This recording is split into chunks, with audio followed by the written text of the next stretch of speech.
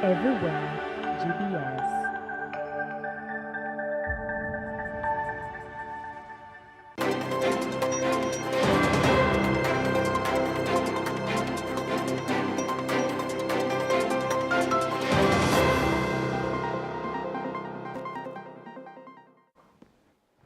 Good evening and welcome to GBS News at 9, where we make your news our business. I'm Paul Mathenge, bringing you the most important stories from around the country and beyond.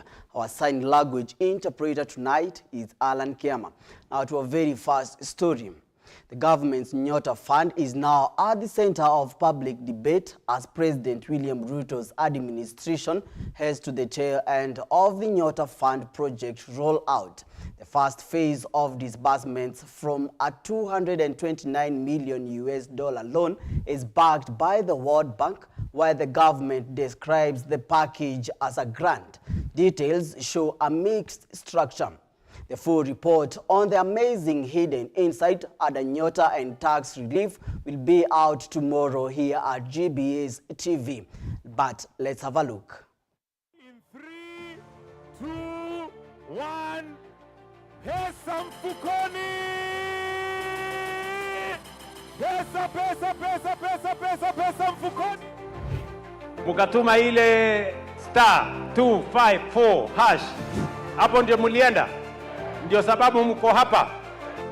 Umesema kwa wale wa Kenya ambao wanapata kazi wakipata mishahara ambayo iko chini, umeamua ya kwamba utawapunguzia kodi. The good people who are used to exempting themselves from paying tax, their day is up. Every citizen must pay tax. Tunapendekeza kwamba wale wote wanaopata mshahara shilingi 30,000 na kuja chini hawatalipa ushuru yeyote. Confirmed. 22K. 22,000.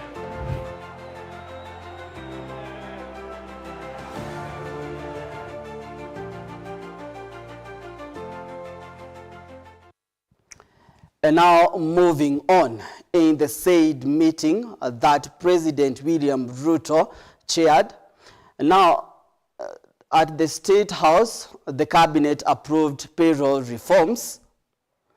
The cabinet payroll reforms released 4.1 billion Kenya shilling for drought response, endorsed the 4.7 trillion 2026-2027 budget and county allocations, forwarded key education reform bills to Parliament, funded completion of the Moache Dam, updated devolution policy, and cleared measures to strengthen accountability, service delivery, and economic growth.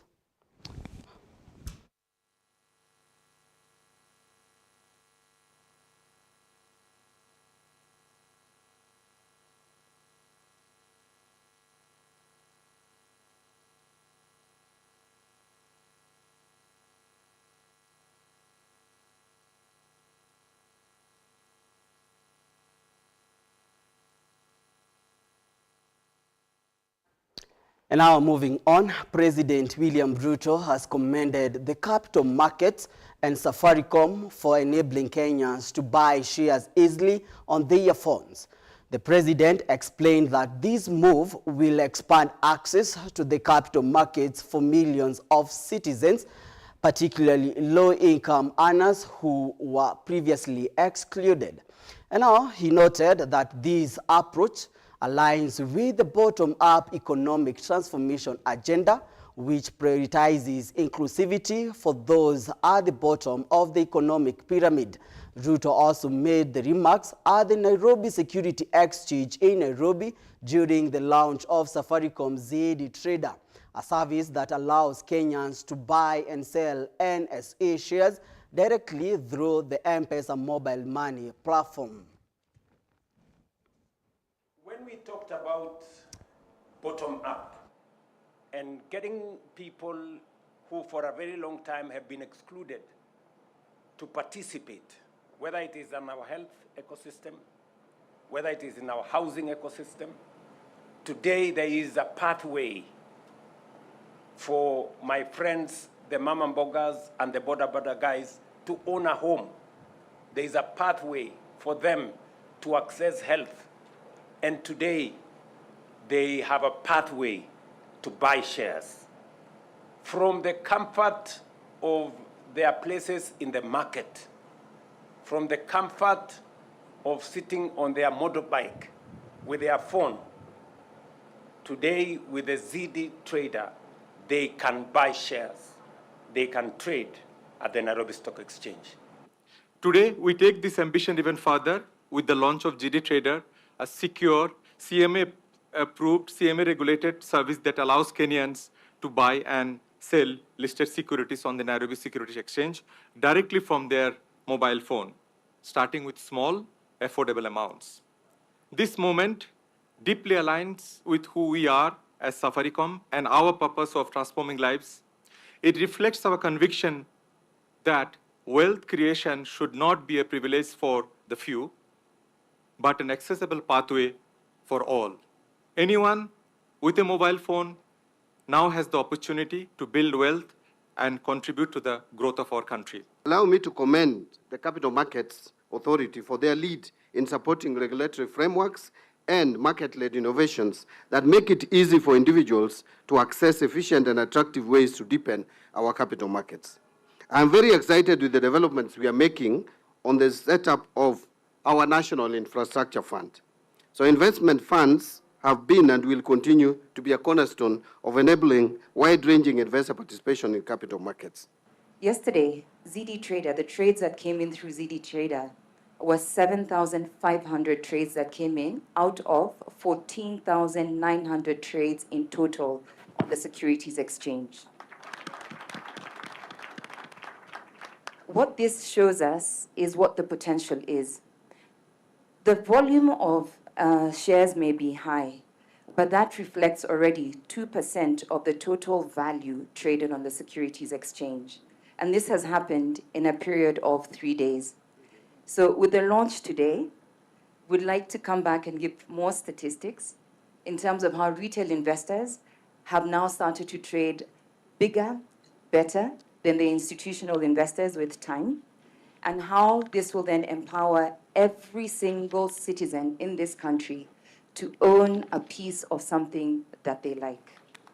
Since your government took over, capital markets are not viewed merely as institutions of trade, but as strategic engines for mobilizing capital, supporting enterprise, and enabling long-term economic transformation. Your Excellency, during your inaugural visit to the NSE, you issued a clear and compelling challenge to the NSE and to the broader capital markets to democratize access to investment opportunities through purposeful use of technology.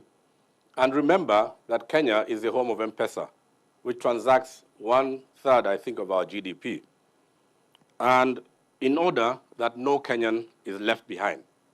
Your Excellency, I'm glad that the response to this was a quick call to action, and the NSE, under the leadership of Frank Mwiti, together with Safaricom, led by their CEO, Peter Ndegwa, partnering with Kestrel Capital, have risen to the challenge. And now moving on, governors have accused senators of running what they describe as elaborate extortion scheme linked to this Senate's County Public Accounts and Investments Committee. Now, the Council of Governors now wants an urgent meeting with Senate Speaker Amason Kingi, insisting they will not appear before the committee until the matter is addressed. Our reporter Susan Nganga with the details. Governors are now laying bare what they claim is a well-orchestrated bribery scheme within the Senate's County Public Accounts and Investments Committee. Speaking at a close of a 2-day retreat in Kilifi counties, the governor said it has become a routine for governors summoned to Senate to first report to the office of the committee chairperson, Homa Bay Senator Moses Kajwang, before the session begins. They claim it is in that office where bribes are demanded as a condition for the hearings to proceed. The governors say failure to meet the alleged demands often turn the committee sessions into hostile confrontation, where senators, they claim, pretend to interrogate them while the process degenerates into humiliation. Council of Governors Vice Chairperson Muthomi Njuki questioned why some committee members allegedly demand for prior meetings, yet invitation letters clearly outline the official time and claims he handled similar cases when he chaired the Power and Privileges Committee. And I want to ask Kenyans to look at all these governors.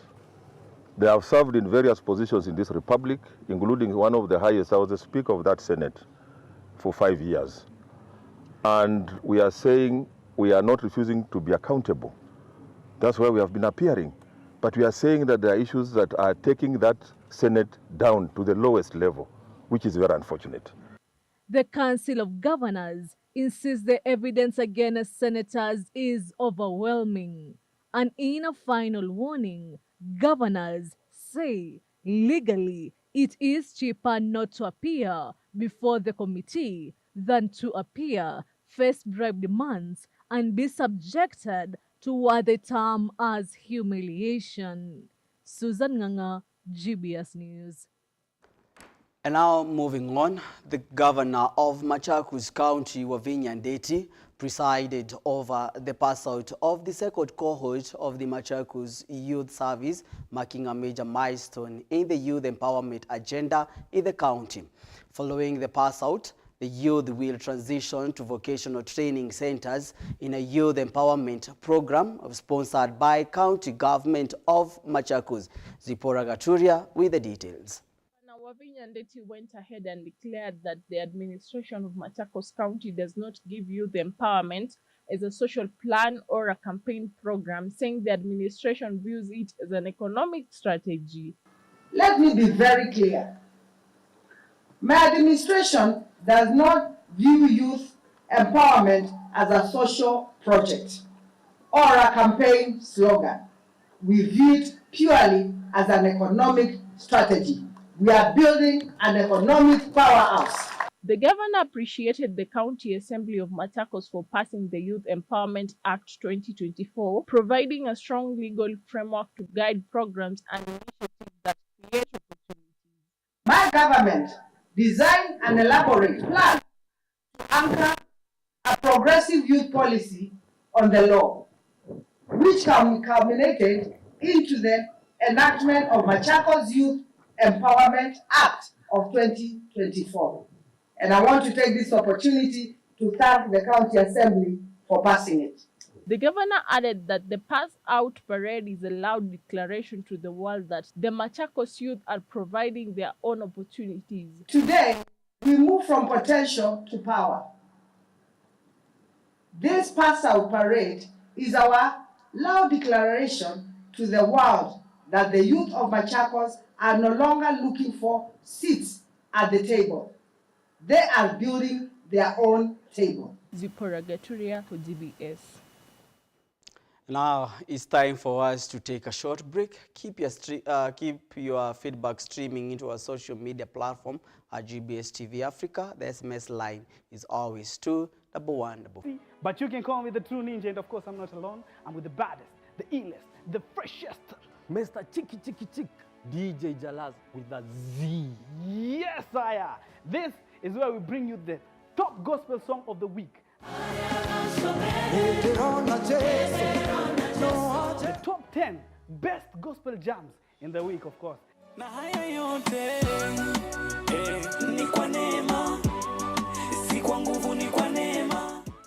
And of course, we bring you the best gospel news. And of course, the freshest interviews from the best guests.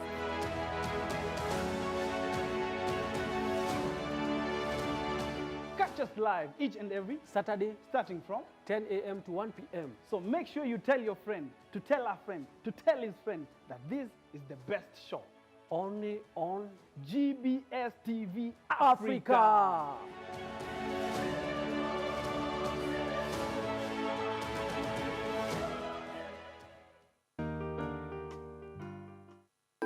Today we're going to make,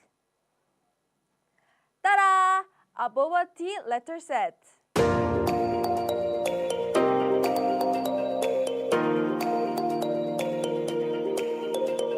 We're going to make the letter set.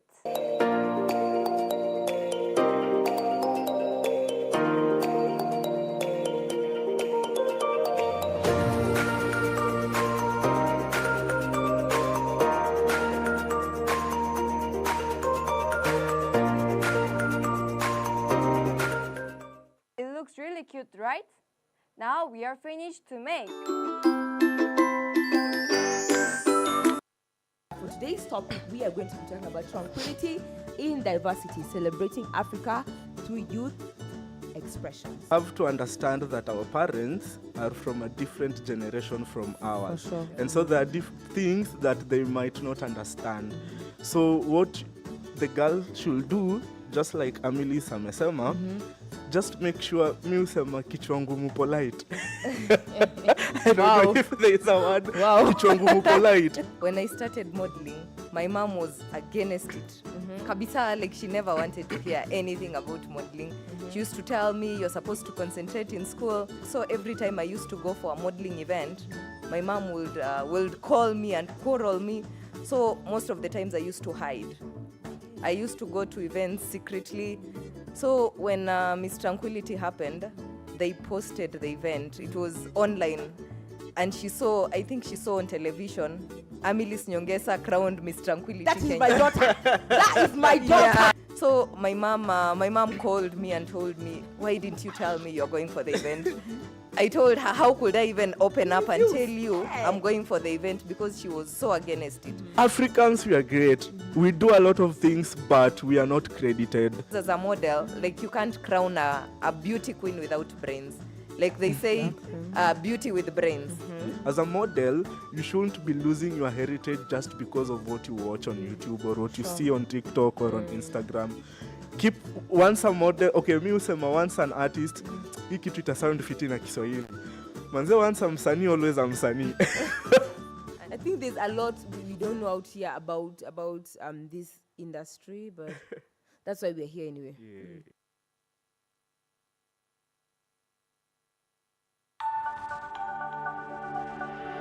Everywhere, GBS. Well, welcome back to GBS News at 9, where we make your news our business. It's time for your most favorite segment of the bulletin, the sports news. Let's get sporty.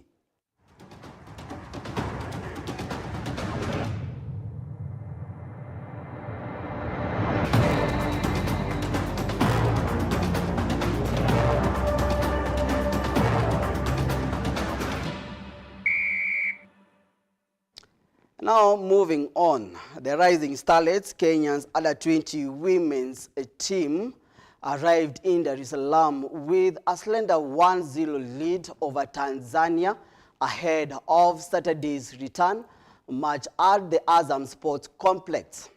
Elizabeth Mideva's late goal gave the advantage to the Kenya team, while a win or draw in the return match will see them through the final round of the FIFA Under-20 World Cup qualifiers. The Tanzanian side is determined to overturn the result at home, setting up a tense and exciting Valentine's Day clash with World Cup hopes at stake.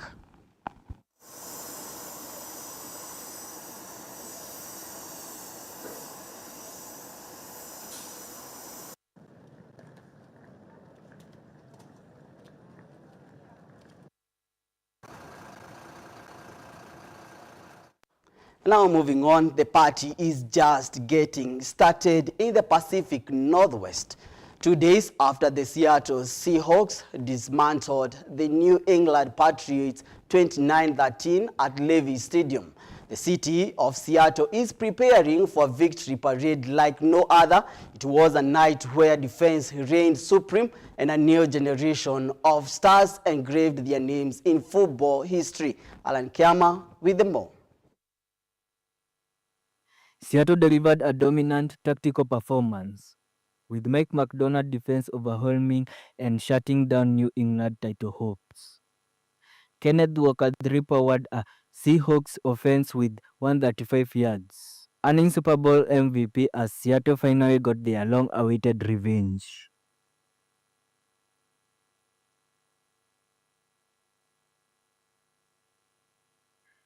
Super Bowl 60 wasn't just about the game. It was full-on cultural spectacle.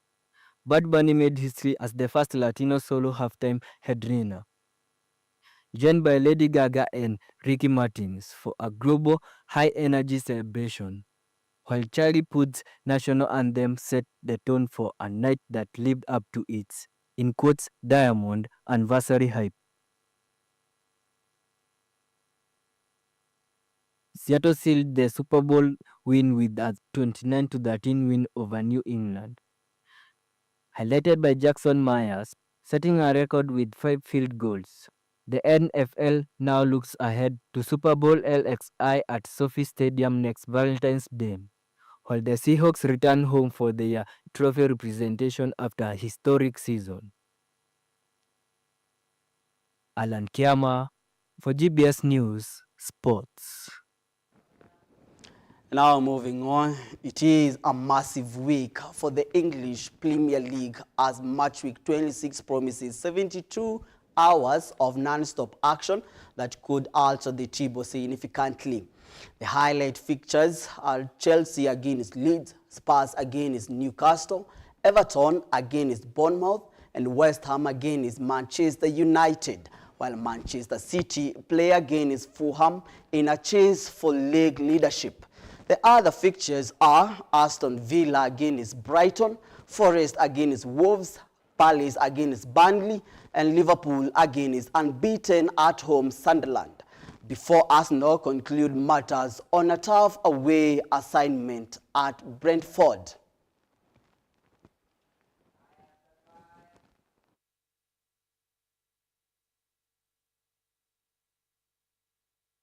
Now, we have come to the end of the news bulletin. It's always a pleasure having you on board.